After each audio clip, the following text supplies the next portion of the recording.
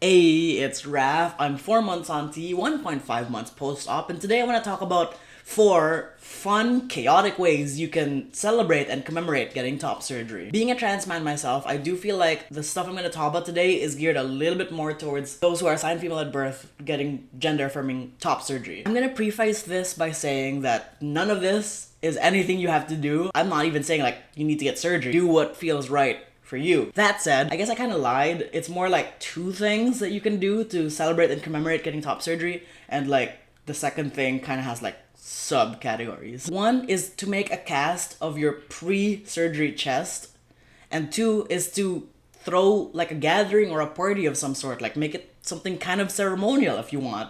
And for my party, I called it my boo-bye party because I'm funny, I think. So number 1, making a cast. I highly recommend not doing it on your own. I suggest finding like at least one person you feel comfortable with to help you make the cast because it's a lot of work. I also like do want to warn that it is very straining on your like chest and back and shoulders to like keep it puffed out so that your team can make the plaster mold on you without like too much sagging. With the help of your trusted people, it is a pretty fun experience, and I feel like it brought me and my friends closer together. It's not too difficult actually to get the materials to make the cast. You can just grab whatever plaster kit they make for pregnant people. That works perfectly, and that's what I used. It did take 2 tries. Like our first draft was kind of a disaster, but our second draft turned out pretty well. If you want to like keep things simple-ish enough, like finish up the plaster cast, sand it smooth a little bit if you want, and call it a day.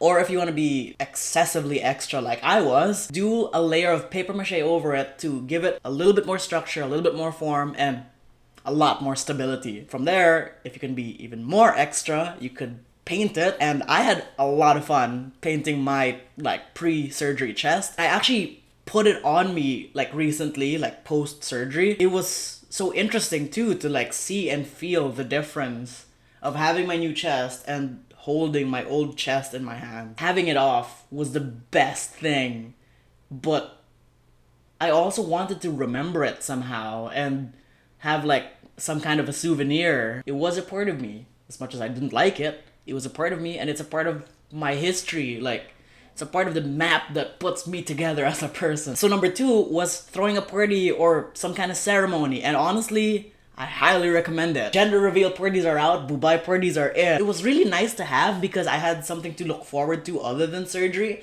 and it was really nice to just see all the support and love I received from like the people around me, my friends, my neighbors, my coworkers. They came by and they were just part of this celebration of my transformation and my transition and me as a person, I think. And so during my boo-bye party, we like had 3 games, and that was 1, guess the size or guess the circumference, 2, boob pong, 3, graft on Raf. So for the first game, guess the size, I had the cast with me and people like eyeballed it and guessed the circumference of where the tissue mounts onto my chest. It's kind of like, you know, those games where people guess how many like marbles are in a jar. Like that was kind of like where I got the idea. And if you don't want to make a cast of your chest, like having your friends guess your cup size is fun too. I would have found it fun if I actually knew my cup size, but I barely knew it because cup sizes are confusing most of the time. The second game was boob pong, which is basically just beer pong, and we painted nipples on the ping pong balls. And then graft on Raf or graft a nipple was actually one of my favorite parts of the party because I spent time drawing like me with my post-op chest on like a board, and we cut up nipples for people to graft onto my chest. It was basically like pin the tail on the donkey, and instead it's like pin the nipple on the person who's gonna get nipple grafts. To be fair, that does only apply, I guess, to people who are opting for nipple grafts.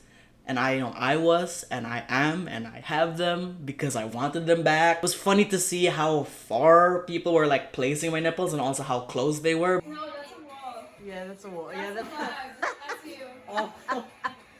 There we go. And, you know, at the end of, like, the whole party, we had giveaway, like, goodie bags where I drew, you know, myself with my chest being put into a bin kind of thing. And the goodie bags had candy. In theory, we could have been more original. And the winner of the 3 games with the most points, he got to go home with like a trophy with a boob we put on it. The trophy was like from a dollar store. And so wrapping up, I would say that You know, top surgery is a big moment. I know for some people, you want to just get it over with and never ever think about it again. Yeah, maybe there's some people who are like me who wanted to remember this, who wanted to celebrate this, who wanted to make it like as big of a thing as possible. I feel like my body is becoming more and more mine, and I feel like I'm taking agency of it. To do something like a boo-bye party to celebrate it, I felt like I was taking ownership of myself even more, and I felt like I was part of such a good, strong community because the people that came out there to be part of that celebration were people that I like just love and care about so much, and it just reminds me that I'm in such a good place. So I'm still not the best at ending videos, but I do feel like my videos are getting less and less awkward at the end because I'm getting more confident.